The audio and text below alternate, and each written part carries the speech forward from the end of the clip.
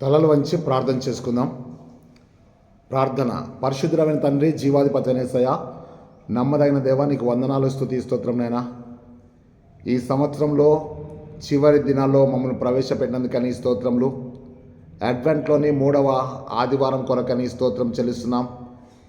వాక్య సందేశం కొరకై ఆశ కొన్న ప్రతి ప్రాణాన్ని తృప్తిపరిచే దేవానికి స్తోత్రం చెల్లిస్తున్నాం.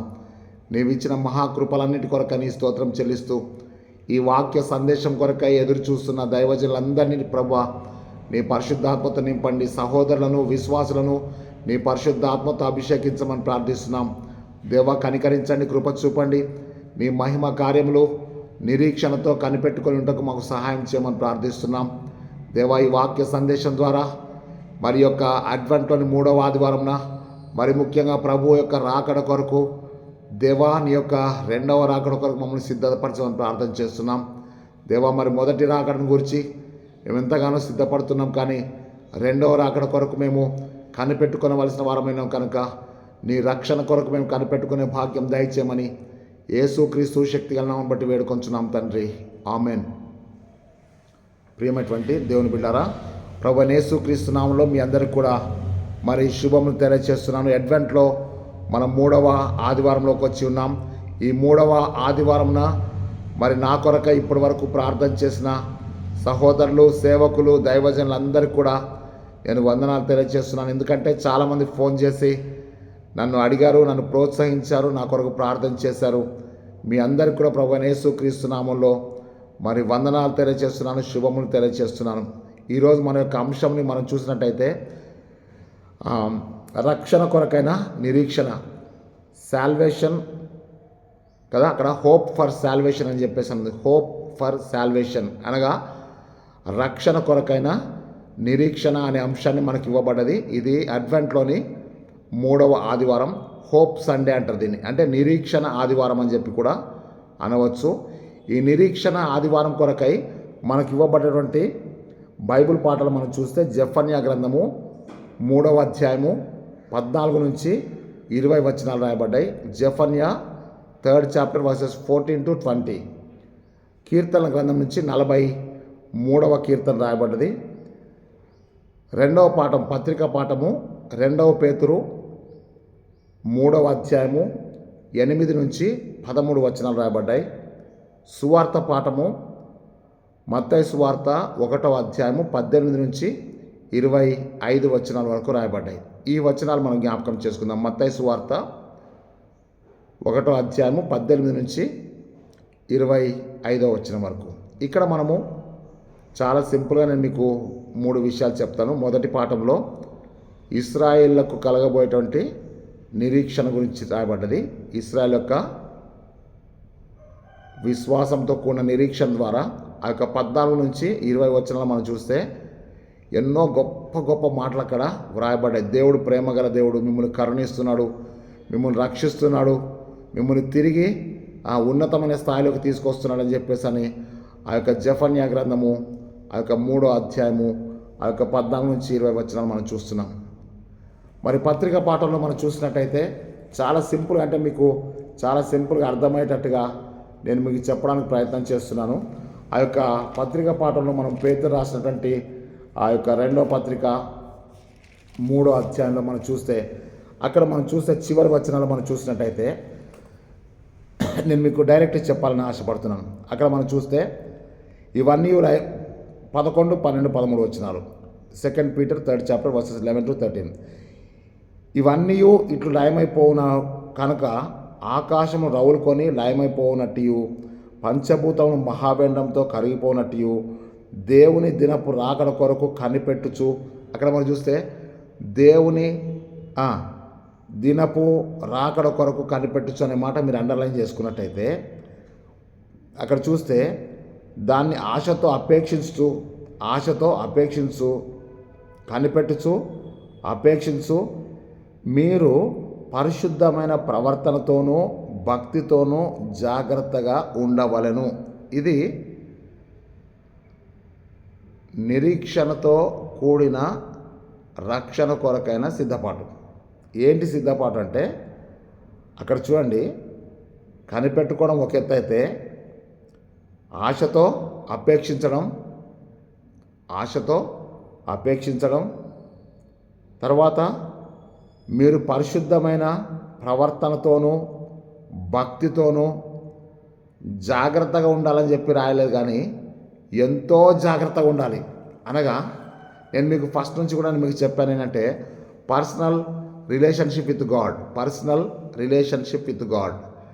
దేవునితో వ్యక్తిగత సంబంధం కావాలంటే అక్కడ స్పష్టంగా చెప్తుంటే నీ డిజైర్, నీ యొక్క హోప్, నిరీక్షణ ఎంతైతే ఉందో దానికంటే ముఖ్యంగా మీరు పరిశుద్ధమైన ప్రవర్తనతోనూ నెంబర్ 1, భక్తితోనూ నెంబర్ 2 కదా, పవిత్రమైన ప్రవర్తనతోనూ భక్తితోనూ ఎంతో జాగ్రత్తగా ఉండవలను. ఇది ప్రభు రాకడ కొరకు నిరీక్షణతో కూడినటువంటి రక్షణ గురించి మనం చెప్తున్నాం. ఇక్కడ నేను మీకు ఒక మాట చెప్తాను ఏంటంటే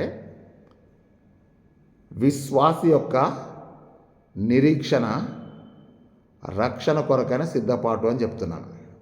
విశ్వాసి యొక్క నిరీక్షణ ఏంటంటే పరిశుద్ధమైన ప్రవర్తనతోనూ తర్వాత భక్తితోనూ ఎంతో జాగ్రత్తగా ఉండాల్సినటువంటి బాధ్యత విశ్వాసిది. అక్కడ చెప్తుంటే దేవుని దినము యొక్క రాకడ కొరకు కనిపెట్టుచు.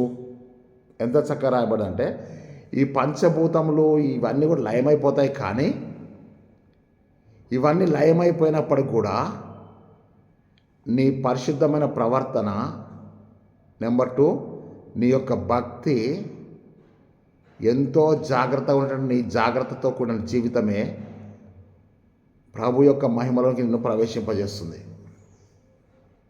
ఆ తర్వాత మన సువార్త పాటలో మనం చూస్తున్నాం ఏంటంటే లోకమంతా కూడా, ఇశ్రాయేలు మాత్రమే కాకుండా లోకమంతా కూడా ఒక రక్షకుని కొరకు మరి కనిపెడుతున్నారు, లోకమంతా కూడా. అందుకే ఆ యొక్క మత్తయి సువార్త 1:21 చెప్తాడు, తన ప్రజలను వారి పాపముల నుండి ఆయనే రక్షించును కనుక ఆయనకు యేసు అనే పేరు పెడతారు. యేసు అనే మాటకు అర్థం ఏంటంటే రక్షకుడు అని అర్థం.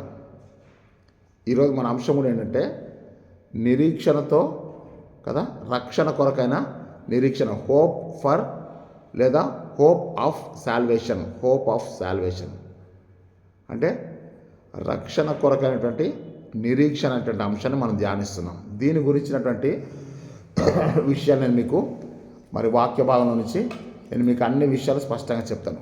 ఫస్ట్ ఆఫ్ ఆల్ మనం హోప్, HOPE, హోప్ అనే మాటకి హెబ్రీ భాషలో 2 అర్థాలు ఉన్నాయి. హోప్ అనేటువంటి మాటకి హెబ్రీ భాషలో 2 మాటలు ఉన్నాయి. మొదటిది ఏంటంటే యాఖాల్.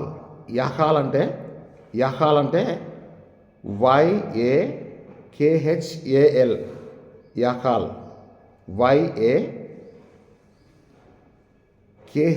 YAKHAL, యాఖాల్, కనిపెట్టుట అని అర్థం. రెండవ మాట హెబ్రీ భాషలోనే కవాహ్. కవాహ్ అంటే QAVAH, కవాహ్. కవాహ్ అంటే ఎదురు చూచుట, కనిపెట్టుట లేక ఎదురు చూచుట. ఇది నిరీక్షణ యొక్క అర్థం. ఏది హెబ్రీ భాషలో 2 నిర్వచనాలు ఉన్నాయి. మొదటిదేమో కనిపెట్టుట, రెండోదేమో ఎదురు చూచుట. ఓకేనా? దానికి మీకు మంచి ఉదాహరణ చెప్తాను ఏంటంటే యాకోబు పత్రిక 5వ అధ్యాయం 7వ వచనంలో ప్రభు రాకడ వరకు ఓపికతో కనిపెట్టుదాము అని చెప్పేసి ఉంటుంది. Patience, hope with patience. ఓకేనా? ఎదురు చూచుట అనే మాటకి మనం చూస్తే ఆ యొక్క మత్తయి సువార్త 25వ అధ్యాయంలో మరి మొదటి 12 వచనాల్లో మనం చూస్తే బుద్ధిగల కన్యకలు, బుద్ధి లేని కన్యకలు పెండ్లి కుమారుని రాకడ కొరకు ఎదురు చూస్తున్నారు. పెళ్లి కుమారుని రాకడ కొరకు ఎదురు చూస్తున్నారు. ఒక రైతు తొలకరి వాన కొరకు కడవరి వాన కొరకు కనిపెట్టుకొని ఉంటాడు. ఒక మహారాజు వస్తున్నాడు అని అంటే ఆయన కొరకు ప్రజలందరూ కూడా ఎదురు చూస్తుంటారు. అవునా? మీకు అర్థమైంది కదా? కనిపెట్టుట, ఎదురు చూచుట. ఇశ్రాయేలీలు రక్షకుని కొరకు ఎదురు చూస్తున్నారు.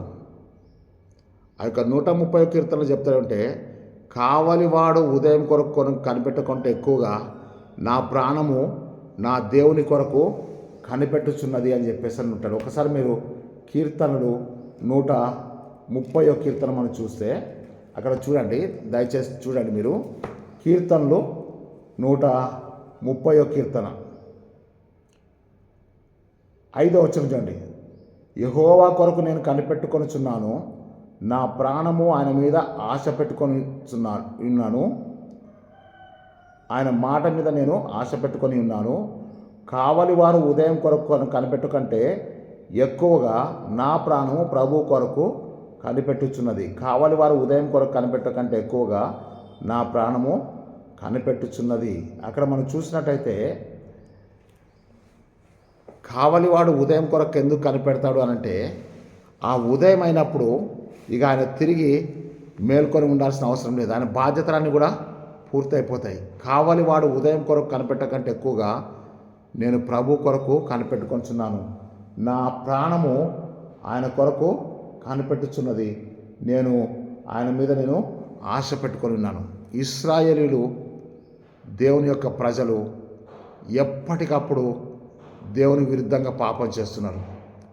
ఎప్పటికప్పుడు దేవునికి విరుద్ధంగా పాపం చేస్తున్నప్పుడు ఏం జరుగుతుందంటే, దేవుడు వారిని ఏం చేస్తున్నాడంటే శత్రువుల చేతికి అప్పగిస్తున్నాడు. ఎప్పుడైతే వారు శత్రువుల చేతికి అప్పగించబడుతున్నారో వారు మళ్ళీ దేవుని వైపు తిరిగి మొరపెట్టుచున్నారు. ఈ మొరపెట్టడం, ఆయన రక్షించడం, వీళ్ళు కనిపెట్టడం, ఆయన క్షమించడం, ఇవన్నీ కూడా మనకి పాత నిబంధన గ్రంథంలో కనబడుతూనే ఉన్నాయి. ఈరోజు నేను మీకు ప్రభు యొక్క రాకడ గురించి అడ్వెంట్లోని 3వ ఆదివారంలో మనకివ్వబడినటువంటి రక్షణ కొరకైన నిరీక్షణ అనే అంశాన్ని గురించి నేను మీకు చెప్పాలని ఆశపడుతున్నాను. మొట్టమొదటిగా మనం చూడాల్సిన విషయం అంటే, నిరీక్షణ ఎవరికి నిరీక్షణ అనంటే ఆధారం లేని వారికి నిరీక్షణ. నిరీక్షణకు కూడా ఆధారం లేని వాడే నిరీక్షణ కలిగి ఉంటాడు. There is no hope. అసలు ఏమాత్రం నిరీక్షణకు ఆధారం లేదు, కానీ దెర్ ఈజ్ ఎ హోప్. అంటే నిరీక్షణ లేని తనంలోనే ఎక్కడో ఒక దగ్గర ఒక చిన్న నిరీక్షణ ఉంటుంది. That is called hope. అదే నిరీక్షణ అంటే. 38 సంవత్సరాల నుంచి బెతెస్దా కోనేటి దగ్గర కోనేట్లోకి దిగాలని చెప్పేసి ఆశపడుతున్న పక్షవాయువు గలవాడు, ఒక ప్రక్క నిరుత్సాహం, ఒక ప్రక్క ఒక చిన్న నిరీక్షణ. ఏంటి? ఏదో ఒక రోజు నాకు సహాయం దొరుకుతుందనే నిరీక్షణతో వాడు 38 సంవత్సరాల నుంచి అక్కడ కనిపెడుతున్నాడు. మీరు బాగా అర్థం చేసుకోండి. నిరీక్షణకు ఆధారం లేదు. 1 సంవత్సరం అయిపోయింది, 2 సంవత్సరాలు అయిపోయినాయి, 3 సంవత్సరాలు అయిపోయినాయి, 38 సంవత్సరాలు అయిపోయినాయి. Still there is a hope. నిరీక్షణకు ఆధారం లేదు, కానీ ఎక్కడో ఒక చిన్న నిరీక్షణ ఉంది అక్కడ ఆయనకి. ఆ నిరీక్షణే యేసు అనే మాటకు రక్షకుడు అని అర్థమైతే, ఆ రక్షకుడు ఈ నిరీక్షణతో ఉన్న వాని దగ్గరికి వచ్చాడు. వీడు యేసు ప్రభు దగ్గరికి పోలేదు, కానీ ఆ రక్షకుడే ఈ నిరీక్షణ లేనటువంటి నిరీక్షణ గల వాని దగ్గరికి వచ్చి స్వస్థపడగోరుచున్నావా అని చెప్పి అడిగి, లేచి నీ పరిపెత్తుకొని నడవమని చెప్పి ఇక మీద నువ్వు పాపం చేయొద్దు అని చెప్పి ఆ వ్యక్తిని స్వస్థపరిచాడు. అనగా ఆయన యొక్క నిరీక్షణ 38 సంవత్సరాల నిరీక్షణ. ఇంకొక స్త్రీ ఉంటుంది, లూకాసు వార్త 18వ అధ్యాయం 10వ వచనం నుంచి. నడుము వంగిపోయిన స్త్రీ ఉంటుంది. ఆ నడుము వంగిపోయిన స్త్రీ 18 ఏళ్ల నుండి సాతాను చేత బంధించబడిన అబ్రహాము యొక్క కుమార్తె. ఆమె ఏం చేస్తుంది అని అంటే, బలహీనపరచు దెయ్యం పట్టినప్పటికి కూడా నేను మీకు ఇంతకుముందు చెప్పాను, ఆమె యొక్క నిరీక్షణ చాలా గొప్పది. ఎంత గొప్పదంటే, బలహీనపరచాలని చెప్పి దెయ్యం ఆమెను పట్టుకుంటే ఆమె దెయ్యాన్ని పట్టుకొని గుడికి వస్తుంది, దేవాలయానికి వస్తుంది. దేవాలయానికి పోకుండా ఉండాలని చెప్పి బలహీనపరుస్తుంది. బలహీనపరచు దెయ్యం, దాని పేరే బలహీనపరచు దెయ్యం. ఈమె ఇంకెంత మొండిదంటే, నువ్వు నన్ను గుడికి పోకుండా ప్రార్థన పోకుండా ఆపేస్తావా, చలో కమాన్ నీకు నాకు తేల్చుకుందాం అనుకుంది. ఆమె బలహీనపరచు దెయ్యాన్ని పట్టుకొని గుడికి వస్తుంది. ఆ దెయ్యం గుడిలో కూర్చుంటుంది కానీ ఆమెను మాత్రం వదిలిపెడతలేదు. ఈమె కూడా ఏం చేస్తుందంటే, నువ్వు నన్ను ఎంత బలహీనపరిచినా నేను అబ్రహాం కుమార్తెను కాబట్టి ఎట్టి పరిస్థితుల్లో కూడా నేను దేవాలయానికి పోకుండా ఆగనని చెప్పి ఆమె దేవుని సన్నిధికి వచ్చింది. When the day has come, ఆ రోజు రానే వచ్చింది. యేసయ్య ఆ సమాజ మందిరంలోకి వచ్చాడు, ఆమెను చూశాడు, అమ్మాని పిలిచాడు, ఆమె మీద చేతులు ఉంచాడు. నీ బలహీనత నుంచి నువ్వు విడుదల పొందితే అన్నప్పుడు ఆ బలహీనత పరచు దయ్యం ఓడిపోయింది. ఈమె నిరీక్షణ గెలిచింది. ఆమె స్వస్థ చిత్రాలై దేవుణ్ణి మహిమపరిచింది. This is called hope of salvation. ఇది రక్షణను గూర్చిన నిరీక్షణ కొరకైనటువంటి ఒక మంచి వాక్య సందేశం అని చెప్పి నేను మీకు జ్ఞాపకం చేస్తున్నాను. పాత నిబంధన కాలంలో ఇశ్రాయేల్ యొక్క జీవితాల్లో మనం చూస్తే మోషే చెప్తాడు, నా వంటి ప్రవక్తను దేవుడు మీకు పంపిస్తాడని చెప్పేసని. ఇశ్రాయేల్ అందరూ కూడా మెస్సయ కొరకు కనిపెట్టుకుంటున్నారు. ఇశ్రాయేల్ అందరూ కూడా మెస్సయ కొరకు ఎదురు చూస్తున్నారు. సమరయ స్త్రీతో యోహాను సువార్త 4వ అధ్యాయంలో 26వ వచనంలో 28, 29 వచనాలు మనం చూసినట్టయితే, ఆ సమరయ స్త్రీ చెప్తుందంటే, అయ్యా క్రీస్తు అనబడిన మెస్సయ్య వచ్చి మాకు ఇవన్నీ చెప్తాడని చెప్పి మేము అనుకున్నాము అంటే, నీతో మాట్లాడుచున్న నేనే ఆ మెస్సయ్యని చెప్పి చెప్తాడు యేసయ్య. హల్లెలూయా. మెస్సయ్య రక్షకుడు అని చెప్పి ఒక మెస్సయ్య వస్తాడు, మమ్మలను ఈ యొక్క బానిస జీవితంలోంచి, ఈ యొక్క భూలోక సంబంధం అంటే రాజ్యాల నుంచి మమ్మల్ని తప్పకుండా రక్షిస్తాడు అని చెప్పి వారు భూ సంబంధమైన రక్షణ కొరకు కనిపెడుతున్నారు. కానీ నా తలంపులు మీ తలంపుల వంటివి కావు, నా త్రోవలు మీ త్రోవల వంటివి కావు, భూమి కంటే ఆకాశం ఎంత ఉన్నతంగా ఉందో నా తలంపులు మీ తలంపుల కంటే అంత ఉన్నతంగా ఉన్నాయని చెప్పి గడిచిన ఆదివారము మొదటి పాఠంలో మనం చూసాం. అది అడ్వెంట్లోని 2వ ఆదివారం. ఇప్పుడు మనం 3వ ఆదివారంలో మనం చూసేటువంటి విషయం ఏంటంటే, రక్షణ కొరకు మనం నిరీక్షణతో కనిపెట్టుకొని ఉండాలి అని అంటే తప్పనిసరిగా ఇశ్రాయేల్ అందరూ కూడా ఏ విధంగా అయితే రక్షకుని కొరకు కనిపెడుతున్నారో, ఇప్పుడు సర్వలోకం కూడా రక్షకుని కొరకు కనిపెడుతుంది, రక్షకుని కొరకు సిద్ధపడుతుంది. యేసు ప్రభు యొక్క మొదటి రాకడ కొరకు సిద్ధపాటంతా జరిగింది. గలతీ 4:4 ప్రకారంగా కాలం సంపూర్ణమైనప్పుడు దేవుడు తన కుమారుని పంపించాడు. ఆయన కూడా ఏం చేశారంటే, మార్కు సువార్త 1:15లో కాలం సంపూర్ణమైంది, దేవుని రాజ్యం సమీపించినది, మారు మనసు పొంది సువార్తను నమ్మండి అని చెప్పి యేసయ్య తన బోధన స్టార్ట్ చేశాడు, ప్రారంభించాడు. అక్కడ మనం చూసినట్టయితే కాలం సంపూర్ణమైనప్పుడు దేవుడు తన కార్యం చేశాడు. యేసయ్య కూడా కాలం సంపూర్ణమైనప్పుడు ఆయన తన ప్రాణాన్ని మన కొరకు ధారపోసి పునరుద్ధరణై లేచి ఆరోహణై మహిమలో ప్రవేశించాడు. ఇక్కడ మనం జాగ్రత్తగా చూడాల్సిన విషయం ఏంటంటే, రక్షణ కొరకైన నిరీక్షణ. ఎవరికి అసలు నిరీక్షణ, ఎవరికి రక్షణ అని చెప్పి మనం ఆలోచన చేసినట్టయితే, రోమాపత్రిక 4వ అధ్యాయంలో మనం చూస్తే చూడండి, రోమాపత్రిక 4వ అధ్యాయము 18వ వచనం మనం చూస్తే, నిరీక్షణకు ఆధారం లేనప్పుడు అబ్రహాము దేవుని యందు నిరీక్షణ కలిగి నమ్మెను, తన బలహీనతను బట్టి చూడక వాగ్దానం చేసిన వాడు సమర్థుడు అని చెప్పేసి అన్నాడు. ఎప్పుడు నిరీక్షణ కలిగి ఉన్నాడు అని అంటే, నిరీక్షణకు ఆధారము లేనప్పుడు. There is no cause to hope. ఏ కారణం కూడా లేదు, నిరీక్షణకు ఏ ఆధారం కూడా లేదు. లేనప్పుడే అతడు నిరీక్షణ కలిగి నమ్మాడు. ఒక వ్యక్తి చీకటిలో, కటిక చీకటిలో ఉన్నాడు, అతనికి ఏమీ కనబడట్లేదు, ఏ ఆధారం కూడా లేదు. అటువంటి సమయంలో ఎక్కడో ఒక చిన్న వెలుగు అక్కడ కనబడుతుంటే దెర్ ఈజ్ ఎ హోప్. ఆ చిన్న వెలుగే గొప్ప రక్షణ కలుగజేస్తుంది. అందుకే యెషయా గ్రంథము 9వ అధ్యాయం 2వ వచనంలో, చీకటిలో నడుస్తున్న జనులు గొప్ప వెలుగును చూశారు, మరణ ఛాయ గల దేశ నివాసుల మీద వెలుగు ప్రకాశించెను. That is called hope of salvation. రక్షణ కొరకైన నిరీక్షణ. చీకట్లో నడుచున్న జనులు గొప్ప వెలుగు చూసినప్పుడు అదే వారి యొక్క నిరీక్షణ. ఇప్పుడు మనం చూస్తున్నాం హెబ్రీ పత్రిక 11వ అధ్యాయం 1వ వచనంలో ఏం చెప్తాంటే, విశ్వాసం అన్నది నిరీక్షింపబడు వాటి యొక్క నిజస్వరూపమును, అదృశ్యమైనవి ఉన్నవి అనుటకు ఆధారమైంది. ఏంటిది ఆధారమైంది? హోప్, నిరీక్షణ. విశ్వాసం అన్నది నిరీక్షించబడు వాటి యొక్క నిజస్వరూపము.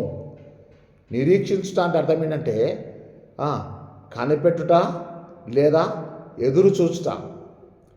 ఏదో ఒక రోజు మా రక్షకుడు, మా దేవుడు మమ్మల్ని కరుణిస్తాడు, మా దేవుని యొక్క కటాక్షం మా మీదకి తప్పకుండా వస్తుంది, మా దేవుడు మా దీన జీవితాన్ని, దీనులను రక్షిస్తాడు, దరిద్రులను పెంటకుప్ప నుండి లేవనెత్తాడు, దీనులను సింహాసనం మీద ఎక్కిస్తాడు. ఇదంతా కూడా నిరీక్షణ, కనిపెట్టుట.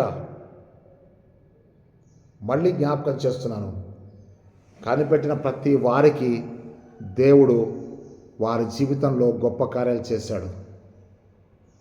ఈరోజు దేవుడు ఈ వాక్యం ద్వారా సేవకులమైన మనతో మాట్లాడుతుంటే అనేక సందర్భాల్లో, అనేక పరిస్థితులలో మనము మన విశ్వాసాన్ని, నిరీక్షణను కోల్పోయిన సందర్భాలు ఉన్నాయి. ఈ 2023లో నిజంగా దేవుడే ఉంటే మాకెందుకు ఇట్లా జరగాలి, మాకే ఇట్లా జరగాలనా? ఈ 2023లో నేను మా నాన్నను పోగొట్టుకున్నాను, మా అమ్మ సడన్గా చనిపోయింది, నా భర్తను నేను పోగొట్టుకున్నాను, నా పరిస్థితి ఎందుకు ఇట్లా అయిపోయింది, నేను ఎట్లా ఈ క్రిస్మస్ పండుగ చేసుకోవాలి, అసలు నేను క్రిస్మస్ పండుగ చేసుకోను, నాకు ఈ సంవత్సరం క్రిస్మస్ సంతోషం లేదు నా ఇంట్లో అని అనుకునేటువంటి నిరీక్షణకు ఆధారం లేని బిడ్డలకు ఈ వాక్య సందేశం నేను చెప్తున్నాను ఏంటంటే, there is a hope in Christ. Christ is our hope. క్రీస్తే మన నిరీక్షణ, క్రీస్తునందే మన నిరీక్షణ. కృంగిపోయిన వారిని లేవనెత్తువాడు ఆయనే. అందుకే చెప్తుంటే, యెహోవా కొరకు ఎదురు చూచువారు నూతన బలము పొందుతారని చెప్పి మనం యెషయా గ్రంథంలో మనం చూస్తున్నాం. ఒక్కసారి మీరు యెషయా గ్రంథం చూద్దాం. యెషయా గ్రంథము ఒకసారి చూడండి. యెషయా గ్రంథము 40వ అధ్యాయము 31వ వచనం మనం చూస్తే, యెహోవా కొరకు ఎదురు చూచువారు నూతన బలం పొందుదురు, వారు పక్షిరాజు వలె రెక్కలు చాపి పైకి ఎగురుదురు, అలయక పరిగెత్తుదురు, సొమ్మసిల్లక నడిచిపోతారు. This is the hope. Jehovah కొరకు ఎదురు చూస్తే నువ్వు నూతన బలాన్ని పొందుతావు. అక్కడ మనము జాగ్రత్తగా మనం చూసినట్టయితే హోషేయ గ్రంథం ఒకసారి చూడండి దయచేసి. హోషేయ గ్రంథంలో మనం చూస్తే యెహెజ్కేలు, దానియేలు, హోషేయ, యోబేల్, ఓకేనా? హోషేయ గ్రంథంలో యెహెజ్కేలు, దానియేలు, హోషేయ, యోబేల్. హోషేయ గ్రంథము 2వ అధ్యాయము 1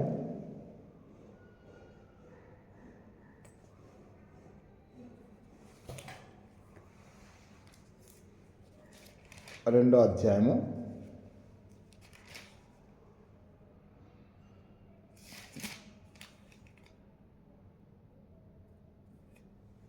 15వ వచనం. ఎహెజ్కేలు హోషేయ గ్రంథము, హోషేయ 2nd చాప్టర్ వర్సెస్ 15. అక్కడ నుండి దాన్ని తోడుకొని వచ్చి దానికి ద్రాక్ష చెట్లను విత్తుదును, ఆకోరు అనగా శ్రమలోయను నిరీక్షణ ద్వారంగా చేసేదను. ఆకోరు లోయ అనగా శ్రమలోయ. ఈ శ్రమలోయను ఏం చేస్తానంటే నిరీక్షణ ద్వారంగా చేస్తాను. హోషేయ 2:15. ఇక్కడ మనం చూసినట్టయితే అసలు నీ యొక్క విశ్వాస జీవితానికి ఎక్కడ ప్రారంభం అంటే విశ్వాసం అన్నది నిరీక్షించబడి వాటి యొక్క నిజస్వరూపమును అదృశ్యమైనవి ఉన్నవి అనుటకు ఆధారమైనది. అసలు ఈ నిరీక్షణతోటే మన జీవితం ఈరోజు వరకు కూడా ఉంది. ఈ నిరీక్షణ అనేది విశ్వాసమునకు పునాది అని చెప్పి నేను మీకు జ్ఞాపకం చేస్తున్నాను. విశ్వాసం అన్నది ఏంటి అని అంటే విశ్వాసం అన్నది నిరీక్షణ విశ్వాసమునకు పునాది అయితే అక్కడ ఎఫెసీ పత్రిక 4వ అధ్యాయము 4వ వచనంలో మనం చూసినట్టయితే మన యొక్క నిరీక్షణ ఒక్కటే. చూడండి, 4వ అధ్యాయం 4వ వచనం మనం చూస్తే శరీరం ఒక్కటే ఆత్మయు ఒక్కడే, ఆ ప్రకారమే మీ పిలుపును గురించిన ఒక్కటే నిరీక్షణ యందు పిలువబడుతుంది. ఎన్ని నిరీక్షణ ఉన్నాయంటే ఒక్కటే నిరీక్షణ ఉంది. There is only one hope. Who is our hope అంటే క్రైస్ట్ ఈజ్ అవర్ హోప్. క్రీస్తే మనకు నిరీక్షణ. కృంగిన వారికి, మరణ పడక మీద ఉన్న వారికి, చీకటిలో ఉన్న వారికి, సాతాను బంధకాల్లో ఉన్న వారికి there is a hope. The Christ is hope. మీరు జాగ్రత్త చూడండి. జకర్యా గ్రంథము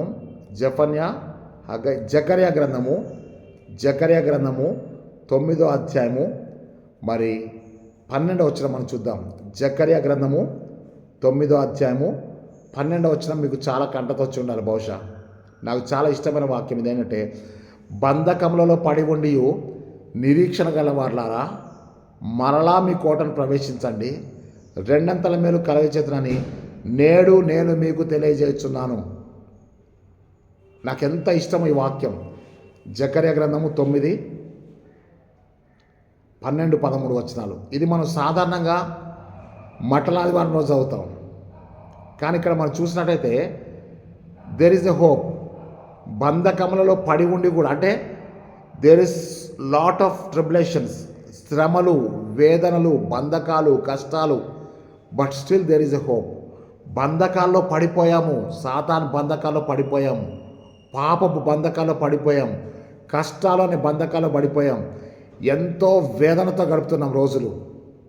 but still there is a hope.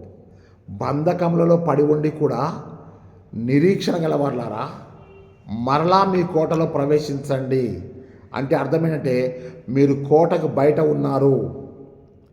మీరు ఎక్కడ ప్రస్తుతం కంటే బంధకములలో పడిపోయి ఉన్నారు. పడిపోయిన వారు, కృంగిపోయిన వారు,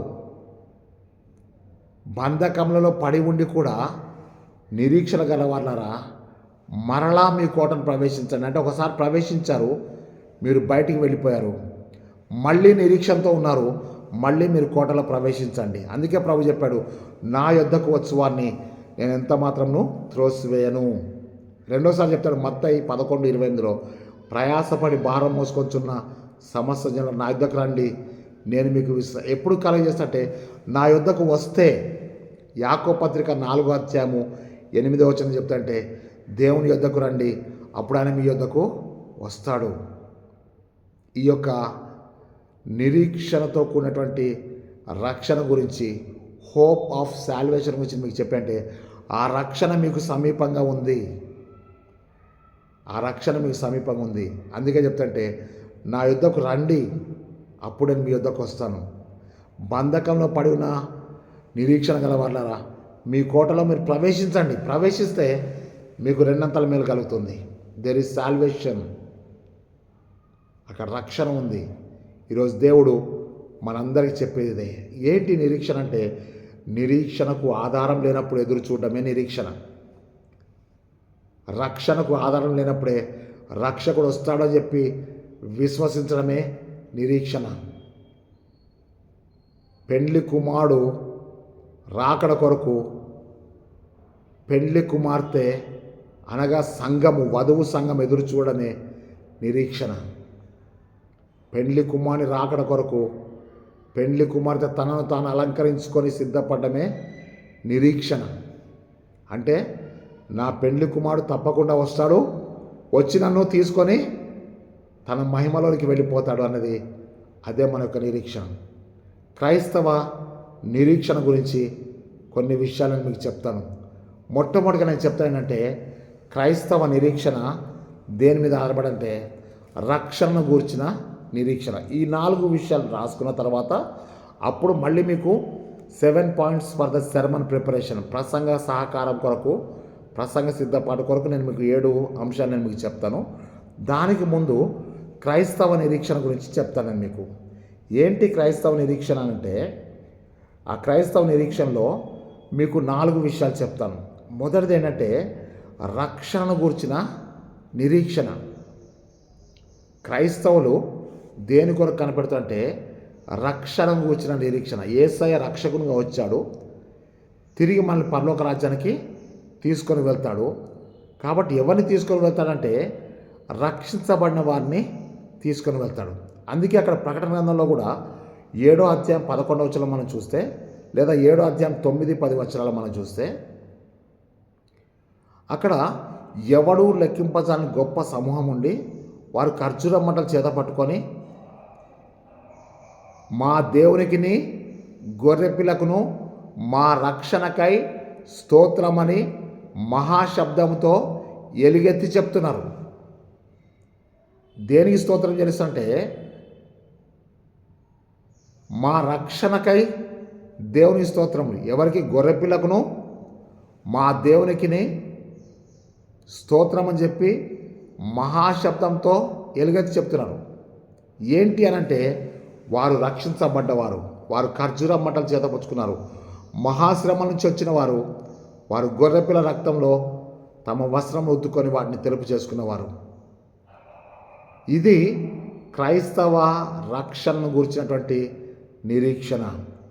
మనం చూస్తే 1 Thessalonians 4:16, తెస్సలోనిక మొదటి పత్రిక 4వ అధ్యాయం 16వ వచనం చెప్తారంటే పౌలు, నిరీక్షణ లేని ఇతరుల వల్ల మనం దుఃఖించవద్దు. నిరీక్షణ లేని వారు ఉన్నారు, నిరీక్షణ కలవారు కూడా ఉన్నారు. అక్కడ తెస్సలోనిక మొదటి పత్రిక 4:16 రాసుకోండి.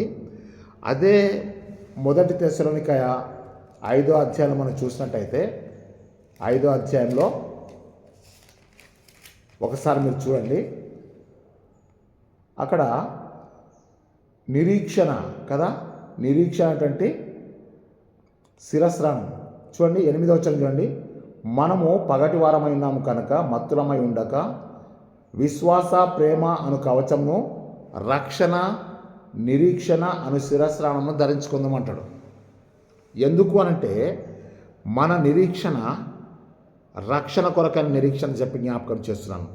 రెండవది క్రైస్తవ నిరీక్షణ పునరుద్ధానము గూర్చిన నిరీక్షణ. మనము కూడా క్రీస్తు వలె సమాధిలో నుండి లేపబడతాము, లేదా మనం నిద్రించు వారి కంటే ముందుగా మాత్రం దేవుని రాజ్యంలోకి వెళ్ళాము. అది నేను మీకు ఇంతకుముందు కూడా చెప్పాను. 1 Corinthians 15th chapter verses 50 and 51 కదా. కొరింథీయులకు రాసిన మొదటి పత్రిక 15వ అధ్యాయము 51వ వచనంలో, సహోదరులారా రక్త మాంసములు దేవుని రాజ్యం స్వతంత్రించుకున్న నేరం అని చెప్పి నేను మీకు చెప్పుచున్నాను. ఇదిగో నేను మీకు ఒక మర్మం చెప్పుచున్నాను. ఏంటి ఆ మర్మం అంటే, కడబూర మ్రోగుతుంది, కడబూర మ్రోగుతుంది అనగా 7వ బూర మ్రోగుతుంది. ఆ 7వ బూర మ్రోగినప్పుడు మనమందరం కూడా రెప్పపాటులో మార్పు చెందుతాము, అంటే మహిమ శరీరంలోనికి మార్చబడతామని చెప్పి క్రైస్తవుని యొక్క నిరీక్షణ గురించిన మర్మము అని చెప్పి నేను మీకు జ్ఞాపకం చేస్తున్నాను. ఇక్కడ స్పష్టంగా మనకు అర్థం చేసుకోవాలంటే క్రైస్తవుని యొక్క నిరీక్షణ దేని కొరకు అంటే రక్షణ కొరకైన నిరీక్షణ, రెండోది పునరుద్ధానము గూర్చినటువంటి నిరీక్షణ. అది ఫిలిప్పీలకు రాసిన పత్రిక 3వ అధ్యాయము మరి 10-11 వచనంలో చెప్తాంటే, ఏ విధంగానైనా సరే నాకు క్రీస్తుతో కూడా పునరుద్ధాన అనుభవం కావాలి. పౌలు ఫిలిప్పీ సంఘం రాస్తూ, నాకు పునరుద్ధానం యొక్క అనుభవం కావాలని, నేను క్రీస్తు యొక్క పునరుద్ధాన బలం పొందాలి, నేను కూడా క్రీస్తులో పునరుద్ధానంలో పాలివాడినవ్వాలని చెప్పేసి అని పునరుద్ధానం గురించిన నిరీక్షణ క్రైస్తవ సంఘానికి, ఫిలిప్పులో ఉన్నటువంటి సంఘానికి పౌలు తన పత్రిక ద్వారా బలపరుస్తూ రాస్తున్నాడు. మూడోది మనం చూస్తే నిత్య జీవం కొరకైనటువంటి నిరీక్షణ మనం చూస్తే తీతు పత్రిక చూడండి, తిమోతి పత్రిక తర్వాత ఆ యొక్క తీతు పత్రికలో 1వ అధ్యాయము 2వ వచనం మనం చూసిన, లేదా ఆ యొక్క 3వ అధ్యాయము 6వ వచనం మనం కూడా చూసినట్టయితే నిత్య జీవం కొరకైనటువంటి నిరీక్షణ మనం చూస్తున్నాం. 6వ వచనం, 3వ అధ్యాయం 6వ వచనం మనం చూస్తే, మనం ఆయన కృప వలన నీతిమంతులముగానే తీర్చబడి నిత్య జీవమును గూర్చిన నిరీక్షణను బట్టి దానికి వారసులమౌటకై ఆ పరిశుద్ధాత్మను మన రక్షకుడు యేసుక్రీస్తు ద్వారా ఆయన మన మీద సమృద్ధిగా కుమ్మరించెను. ఇది మీరు తప్పనిసరిగా రాసుకోవాలి, మీ యొక్క ప్రసంగంలో మీరు దీన్ని ఉపయోగించుకోవాలి. అక్కడ చెప్తాంటే చక్కగా చెప్తాంటే, మనము నీతిమంతులుగా అంటే కృప వలన నీతిమంతులుగా తీర్చబడ్డాం, నిత్య జీవము గూర్చిన నిరీక్షణను బట్టి, నిత్య జీవము గూర్చిన ఎటర్నల్ లైఫ్ కదా, నిత్య జీవము గూర్చిన నిరీక్షణ. ఆ తర్వాత మనం చూస్తే మహిమను గూర్చిన నిరీక్షణ కూడా ఉంది, దేవుని రాజ్యాన్ని గూర్చిన నిరీక్షణ ఉంది. అక్కడ మనం చూస్తే మనము ఈ లోకయాత్రను ముగించుకున్న తర్వాత మనము మహిమలో ప్రవేశిస్తాం. అదే కదా మీకు ఇంతకుముందు చెప్పింది.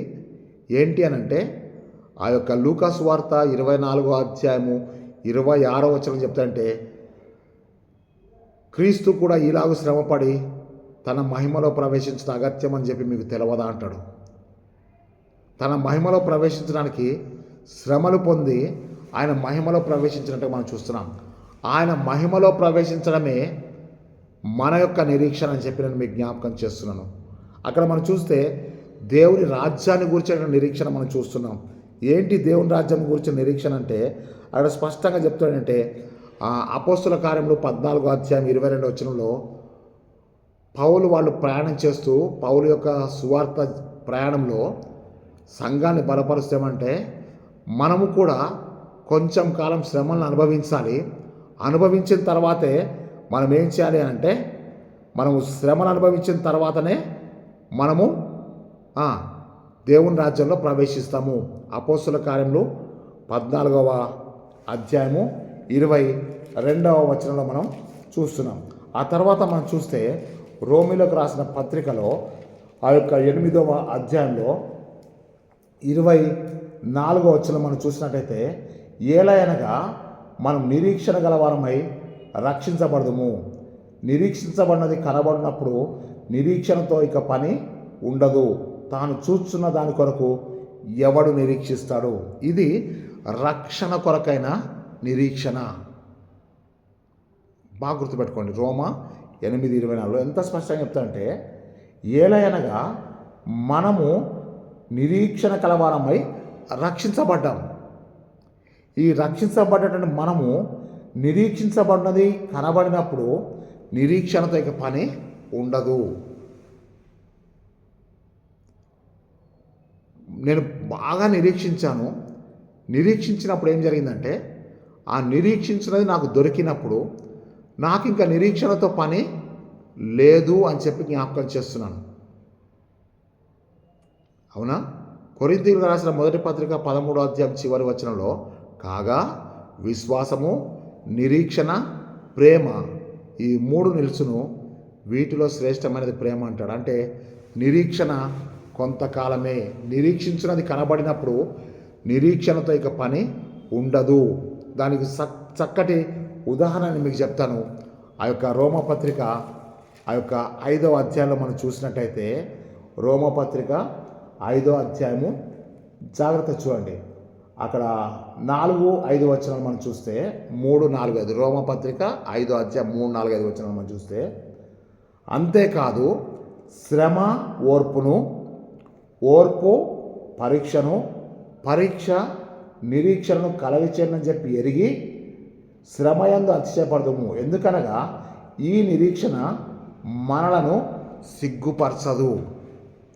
ఎదురు చూసేవాడు కానీ కనిపెట్టేవాడు కానీ ఎప్పుడు కూడా ఎన్నడూ సిగ్గుపడడు.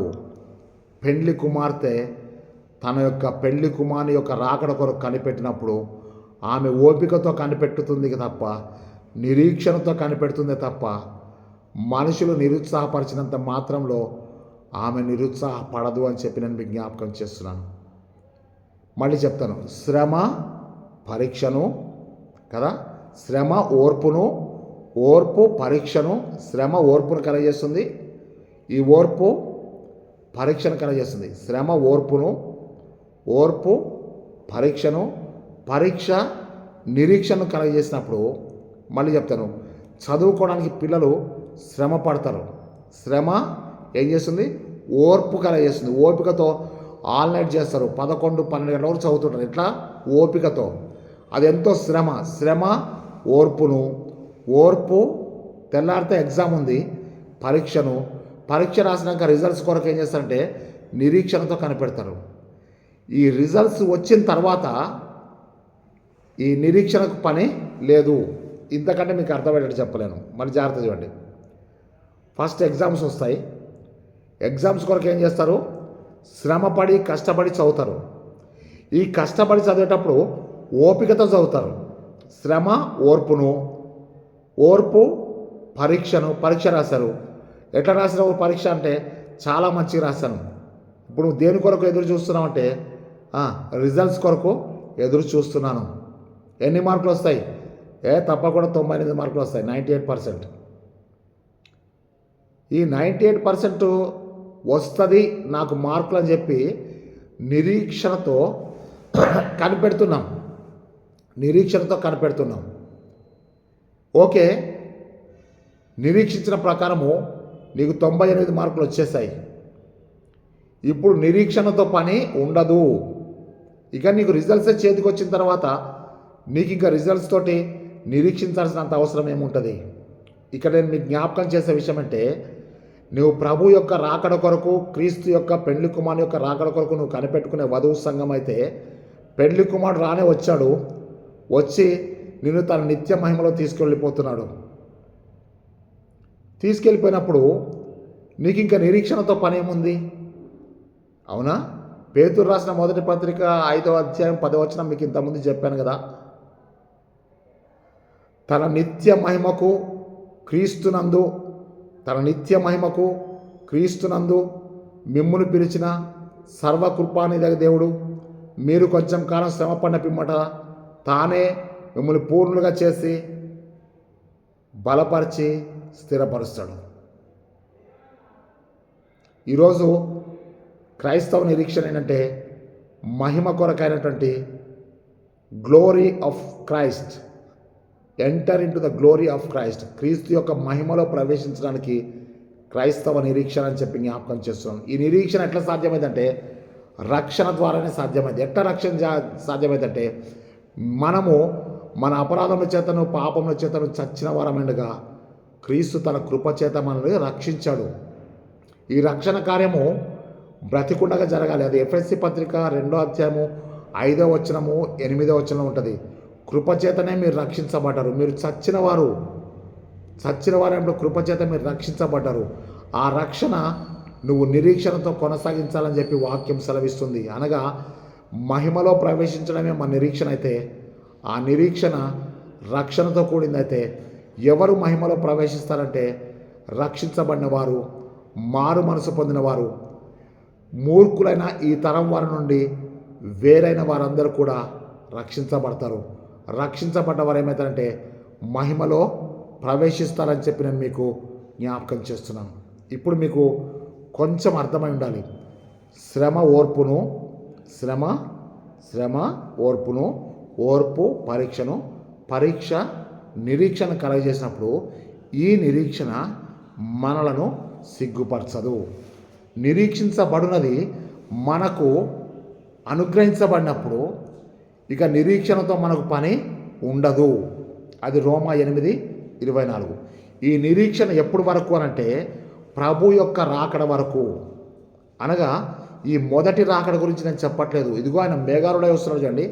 ఆ వచ్చే వరకు కూడా మనము నిరీక్షణ కలిగి ఉంటే ఈ నిరీక్షణ మన యొక్క రక్షణతో మహిమలో ప్రవేశిస్తామని చెప్పి నేను మీకు జ్ఞాపకం చేస్తున్నాను. అయితే ఇక్కడ మనం చూసినట్టయితే బంధకాలు తప్పవు. బంధకములలో పడి ఉండి కూడా నిరీక్షణ గలవార్లారా అంటే అర్థమైంది. బంధకములు అంటే అర్థమైందంటే కష్టాలు, శ్రమలు, అప్పులు, అనారోగ్యము, మనశ్శాంతి లేకపోవడం, శరీరం సహకరించకపోవడం, మనసంతా కూడా కలవరపడడం, ఇవన్నీ మనం చూస్తే ఇవన్నీ కూడా బంధకాలే. ఒక్కటి మాత్రం చెప్పగలను దేవుని బిడ్డలారా, దేన్నన్నా ఎదుర్కోవచ్చు, కానీ శరీరంలో వచ్చేటువంటి వేదనలో శ్రమలను మనం తట్టుకోలేము. కాబట్టి చెప్తుంటే బంధకంలో పడి ఉండి కూడా నిరీక్షణ గలవార్లారా మరలా మీ కోటలో ప్రవేశించండి, మీకు రెండంతల మేలు కలుగజేస్తాను. ఈ నిరీక్షణకు ఆధారం ఎవరంటే యేసు అనే మాటకు అర్థమంటే రక్షకుడు అని చెప్పి నేను మీకు జ్ఞాపకం చేస్తున్నాను. మన నిరీక్షణ దేని కొరకంటే యేసుక్రీస్తు ద్వారా అనుగ్రహించబడే రక్షణ. అందుకే చెప్తున్నాడు మత్తయి సువార్త 1:21 తన ప్రజలను వారి పాపం నుండి ఆయనే రక్షించును. ఆ రక్షకుని కొరకు కనిపెట్టుకున్నడే నిరీక్షణ. నశించిన దాన్ని వెదకి రక్షించుటకు మనుష్య కుమారుడు లోకంలోకి వచ్చాను. 1 తిమోతి 1:15. ఆ పాపులు రక్షకుని కొరకు కనిపెట్టడమే నిరీక్షణ. ఇంకా మీకు చెప్తాను, మనము మరణించవలసిన వారమైనప్పుడు ఆయన తన కృపచేత మనం రక్షించినప్పుడు అది నిరీక్షణ అని చెప్పి నేను మీకు జ్ఞాపకం చేస్తున్నాను. చివరిగా మీకు ఈ యొక్క రక్షణను గూర్చిన నిరీక్షణ గురించి 7 పాయింట్స్ 7 వచనాలు మీకు చెప్పేసి నేను వాక్యాన్ని ముగిస్తాను. అక్కడ మీరు డైరెక్ట్గా అందరం కూడా రాసుకుందాం. అది మొదటి నుంచి రాసుకుందాం. ఏంటి? నెంబర్ 1 అంటే ప్రార్థనతో కూడిన నిరీక్షణ రక్షణకు ఆధారమవుతుంది. Hope of salvation through prayer. ప్రార్థనతో కూడిన రక్షణ, ప్రార్థనతో కూడినటువంటి నిరీక్షణ. ఓకేనా? అక్కడ మనం చూస్తే యోవేలు గ్రంథము 3:28 మనం చూస్తున్నాం. ఏంటంటే ఆ దినమున యెహోవా నామమును బట్టి ప్రార్థన చేయవారు రక్షించబడతారు. ఆ దినమున అనగా ప్రభు యొక్క రాకడ దినమున ఎవరు రక్షించబడతారు అంటే యెహోవా నామమును బట్టి ప్రార్థన చేయవారందరూ కూడా రక్షించబడతారు. అంటే ఈ ప్రార్థనలో మనకేమన్నా నిరీక్షణ ఉంది. నిరీక్షణ ఉంది కాబట్టే మనం ప్రార్థన చేస్తున్నాం. ప్రార్థనతో కూడిన నిరీక్షణ. నిరీక్షణతో పాటు ఏముండాలంటే ప్రార్థన ఉండాలి. ప్రార్థన లేని నిరీక్షణ అది నిరీక్షణ కాదు అని చెప్పి నేను జ్ఞాపకం చేస్తాను. అందుకే మీరు ప్రార్థన చేయనప్పుడు మీరు అడిగి ఉన్నామని పొంది ఉన్నామని విశ్వసించండి అని చెప్తాడు కదా ప్రభు. యేసయ్య చెప్తాడు కదా. ఆ విశ్వాసంతో కూడిన ప్రార్థనతో కూడిన నిరీక్షణే రక్షణ అని చెప్పి జ్ఞాపకం చేస్తున్నాను. అందుకనే రక్షణ కొరకైన నిరీక్షణ అంటే అర్థమంటే నీ ప్రార్థనే నీ నిరీక్షణ అని చెప్పి జ్ఞాపకం చేసుకుందాం. రెండోది ఏంటంటే అది యోవేలు గ్రంథము 3:28 ఫస్ట్ పాయింట్. రెండోది అంటే సహనముతో కూడిన నిరీక్షణ, ఓపికతో కూడిన నిరీక్షణ. అంటే ఎదురు చూసేటప్పుడు ఎంతో ఓపిక ఉండాలి, సహనం ఉండాలి. Patience is deeper than the ocean. ఓర్పు మహా దొడ్డది. మీకు ఇంతకుముందు చెప్పాను లూకాసు వార్త 21:19 మీ ఓర్పు చేత మీ ప్రాణములను దక్కించుకొందురు అని చెప్పి. నీ ప్రాణం దక్కించుకోవడం ఎవరి చేతిలో ఉందంటే నీ ఓర్పులోనే ఉందని చెప్పి జ్ఞాపకం చేస్తున్నాను. ఇక్కడ మీరు తప్పకుండా జ్ఞాపకం చేసుకొని రాసుకోండి.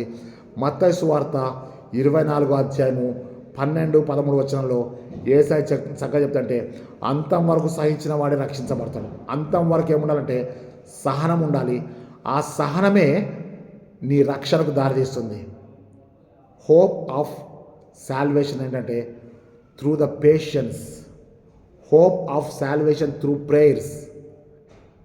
3వ పాయింట్ మనం చెప్తారు ఏంటంటే విశ్వాసముతో కూడిన నిరీక్షణ, విశ్వాసముతో కూడిన నిరీక్షణ. ఓకేనా? Salvation of hope through faith. ఇక్కడ మనం చూస్తే పేతురు రాసిన మొదటి పత్రిక 1వ అధ్యాయము 21వ వచనం రాసుకోండి. తర్వాత లూకాసు వార్త 7వ అధ్యాయము చివరి వచనం 57వ వచనం రాసుకోండి. అపోస్తుల కార్యములు 16వ అధ్యాయము 31వ వచనం రాసుకోండి. అక్కడ చెప్తాడేమంటే, ప్రభువైన యేసునందు విశ్వాసం ఉంచు, అప్పుడు నీవు నీ ఇంటి వారు రక్షించబడతారు. అమ్మా, నీ విశ్వాసం గొప్పది కదా, నీ విశ్వాసం నిన్ను రక్షించను, సమాధానం గలదానమై పొమ్మంటాడు. నీ విశ్వాసం నిన్ను రక్షణ అంటే విశ్వాసముతో కూడిన నిరీక్షణ. Hope with faith for salvation. రక్షణ కొరకైనటువంటి నిరీక్షణ దేని ద్వారా అంటే విశ్వాసముతో కూడిన నిరీక్షణ. 4వ పాయింట్ ఏంటంటే జీవముతో కూడిన నిరీక్షణ. జీవముతో కూడిన నిరీక్షణ. ఏంటి జీవంతో కూడిన నిరీక్షణ అంటే, పేతురు రాసిన మొదటి పత్రిక 1వ అధ్యాయము 4వ వచనం. పేతురు రాసిన మొదటి పత్రిక 1వ అధ్యాయం 4వ వచనంలో జీవముతో కూడిన నిరీక్షణ అని చెప్పి వ్రాయబడ్డది. దయచేసి మీరు చదవండి. నిరీక్షణ కలిగి ఉండడం వేరు, జీవముతో కూడిన నిరీక్షణ వేరు. అంటే అర్థమంటే యేసుక్రీస్తే జీవము, అవునా? నేనే మార్గము సత్యము జీవం. యేసుక్రీస్తునందు జీవముతో కూడిన నిరీక్షణ కలిగి ఉండాలి. ఆ తర్వాత ఇది రాసుకున్నారు కదా, మొదటి పేతురు 1వ అధ్యాయం 4వ వచనం, జీవంతో కూడిన నిరీక్షణ. ఆ తర్వాత మనం చూస్తున్నాం ఏంటంటే నెంబర్ 5 మనం చూస్తే మూల్గులతో కూడిన నిరీక్షణ. మూల్గులతో కూడిన నిరీక్షణ. ఇది మీకు కొంచెం ఆశ్చర్యం కలిగిస్తుంది కదా. ఒకసారి మీరు రోమా పత్రిక 8వ అధ్యాయము, రోమా పత్రిక 8వ అధ్యాయము 20-21 వచ్చిన మనం చూసినట్టయితే, రోమా 8:20-21 చదువుతాను. ఏలయనగా సృష్టి నాశనమునకు లోనైన దాస్యంలో నుండి విడిపింపబడి దేవుని పిల్లలు పొందబోవు మహిమగల స్వాతంత్రము పొందుదునను నిరీక్షణ గలదై స్వేచ్ఛగా కాక దాన్ని లోపరిచిన వాని మూలంగా వ్యర్థపరచబడి సృష్టి యావత్తు ఇది వరకు ఏకగ్రీవంగా మూలుగుచు ప్రసవ వేదన పడుచున్నదని ఎరుగుదము. ఆ యొక్క 18వ వచనం మనం చూస్తే, మన ఎడల ప్రత్యక్షము కాబోవు మహిమ ఎదుట ఇప్పటి కాలపు శ్రమలు ఎన్నదగినవి కావని ఎంచుతున్నాను. దేవుని కుమారుల ప్రత్యక్షత కొరకు సృష్టి మిగుల ఆశతో తేరి చూచి కనిపెట్టడం అనే మాటకి కవాహ్ అనేటువంటి మాట వాడబడ్డది కదా.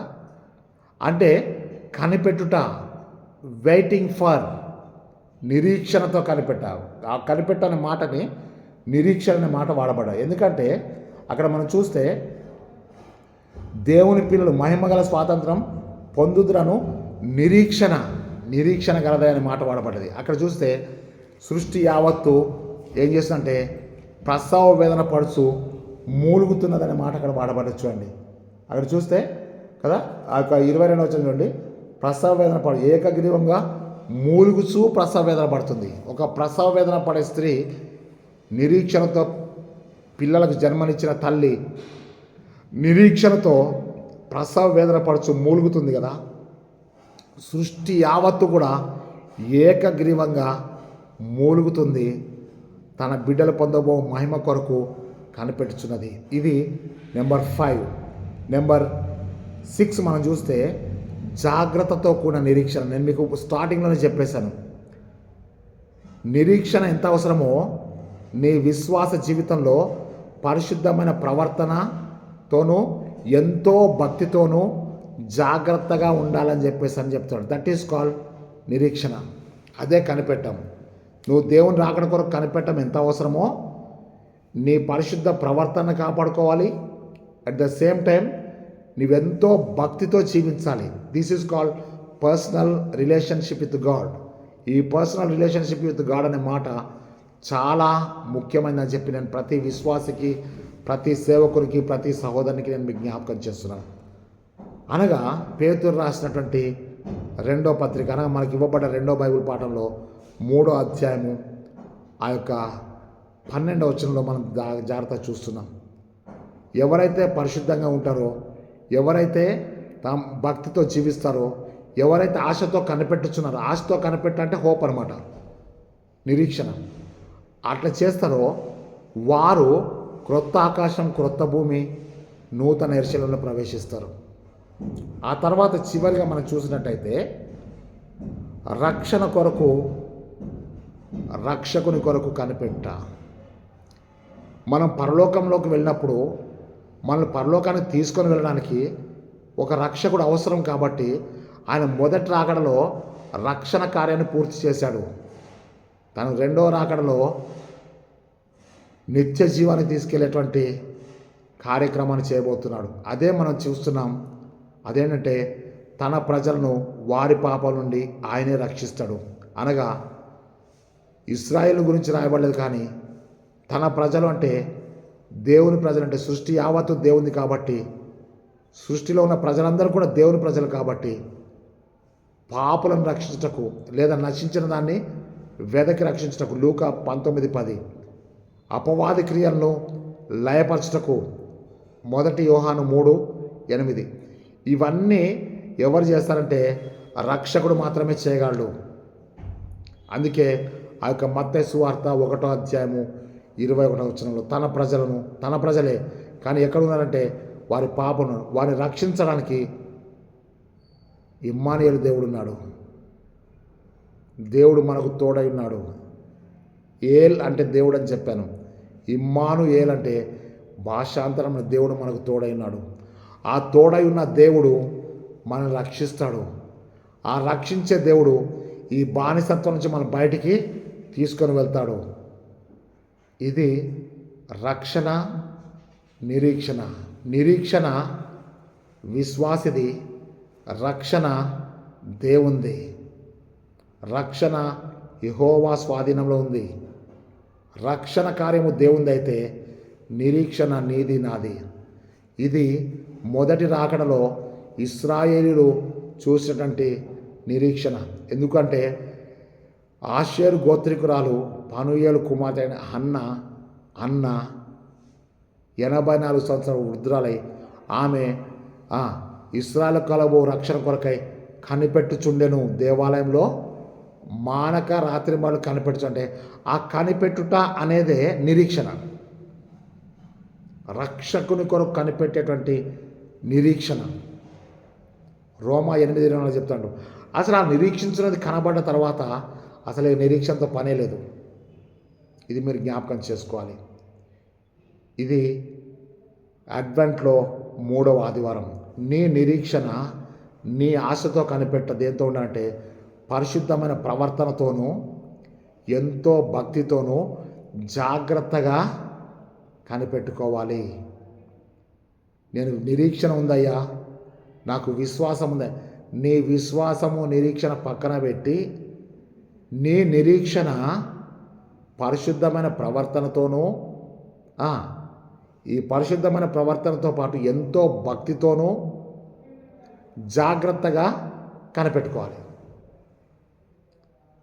ఆయన పొద్దుగుంకి వస్తాడో తర్వాత సంగతి, కోడుకున్నప్పుడు వస్తాడో లేదా తెల్లవారుజామున వస్తాడో, ఆయన ఎప్పుడన్నా రావచ్చు. ఆయన మేఘాలుడై వచ్చాడు వాస్తవం అయితే, ఆయన తెచ్చేటువంటి రక్షణ కొరకు ఆ రక్షణలో మనం భాగస్థులం అవ్వడానికి అంతవరకు సహించాలి, ప్రార్థన చేయాలి, మెలకుగా ఉండాలి, ఆ తర్వాత విశ్వాసంతో ఉండాలి, జీవం కలిగి ఉండాలి, అవునా, జాగ్రత్తగా ఉండాలి. ఇవన్నీ కలిగి ఉంటే తప్పకుండా ఈ యొక్క హోప్ ఆఫ్ సాల్వేషన్ అనే అంశానికి మనమే సాదృశ్యం. ఇది ప్రసంగం కాదు, ఇది జీవితం. This is not a sermon, but this is the life. అంటే తండ్రి విశ్వాసి అయితే కొడుకు పరలోకానికి పోడు, తల్లి పరిశుద్ధురాలైతే తండ్రి పరలోకానికి వెళ్ళడు. అంటే అర్థం ఏంటి? నీ పరిశుద్ధతను నువ్వే కాపాడుకోవాలి, నీ విశ్వాసాన్ని నువ్వే కాపాడుకోవాలి, నీ రక్షణను నువ్వే కాపాడుకోవాలి, నీ నిరీక్షణతో నువ్వే కనిపెట్టుకోవాలి. ఎందరూ ఆ దినమున దేవుని నామమును బట్టి ప్రార్థన చేస్తారో వారందరూ కూడా రక్షించబడతారు. ఆ రక్షణ కార్యం జరగాలి అనంటే తప్పనిసరిగా నువ్వు ఆయన కొరకు కనిపెట్టుకొని ఉండాలి.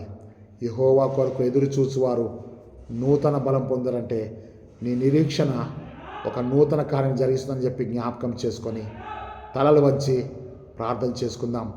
పరిశుద్ధుడైన తండ్రి, జీవాధిపతి యేసయ్యా, మా నిరీక్షణకు ఆధారం లేని దినాల్లో నిరీక్షణ కలిగి బ్రతకడానికి నేర్పించిన అబ్రహాము విశ్వాసాన్ని బట్టి నీకు వందనాలు.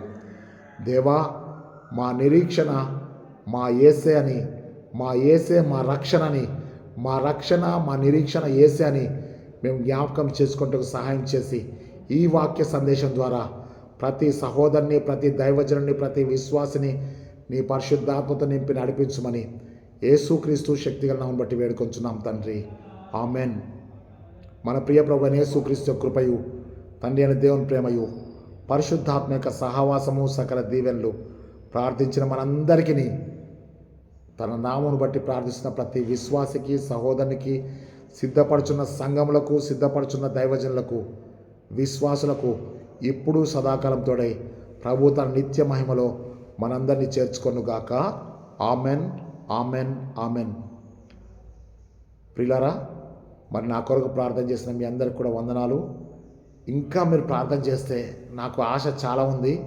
ఈ క్రిస్మస్ పండగకి ముందు కనీసం ఒక 3 ప్రసంగాలు, క్రిస్మస్ సందేశాలు మీకు తక్కువ టైం, అంటే జస్ట్ ఆఫ్ 30 minutes ఆర్ 20 minutesలో సెర్మన్స్, 20 నిమిషాల ప్రసంగాలు ఒక 3 పెట్టాలని చెప్పి చాలామంది నా సేవకులు, నా తోటి సేవకులు నన్ను కోరడం జరిగింది. తప్పకుండా ప్రార్థన చేస్తాను. మీ ఆశగొన్న ప్రాణాన్ని, నా ఆశగొన్న ప్రాణాన్ని, దేవుడే మన ఆశగొన్న ప్రాణాన్ని తృప్తిపరచును గాక. దేవుడి నామమునకు మహిమ కలుగును గాక. 9553831316 అనే నెంబర్కి మీరు ఫోన్ చేయండి. ఇక నుంచి సాధ్యమైనంత వరకు గురువారం కానీ శుక్రవారం కానీ మీకు వాక్య సందేశం అందేలాగా నేను ప్రయత్నం చేస్తాను. మీరు ప్రార్థన చేయండి. నేను శ్రమపడి ప్రార్థనపూర్వకంగా మీకు ఈ సందేశాలు అందిస్తాను. మీ ప్రార్థన నా ధైర్యం, మీ ప్రార్థనే నాకు శక్తినిస్తుంది. మీ ప్రార్థన ప్రోత్సాహమే నన్ను దేవునిలో బలపరుస్తుంది. ఈ వాక్య సందేశాల ద్వారా మీరు ఎట్లయితే బలపడుతున్నారో, మీ ప్రార్థన ద్వారా నన్ను కూడా ప్రభువునందు బలపరచాలని చెప్పి వినయంతో మిమ్మల్ని మనవి చేస్తున్నాను. I can do all things in Christ who strengthen me. ఫిలిప్పీలకు రాసిన పత్రిక 4:13 నన్ను బలపరచువాని అందు నేను సమస్తం చేయగలను. I can do all things in Christ who strengthen me. దేవుడు మనందరినీ దీవించి సంపూర్ణమైనటువంటి సంతోషకరమైన క్రిస్మస్ చేసుకోవడానికి సిద్ధపరచును గాక. క్రిస్మస్ సందేశాల కొరకు నా నిమిత్తం ప్రార్థన చేయండి. 9553831316 నెంబర్కి ఫోన్ చేయండి.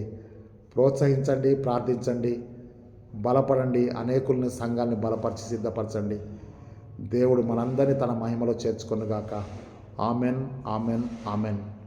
దేవుని నామమునకు మహిమ కలుగును గాక.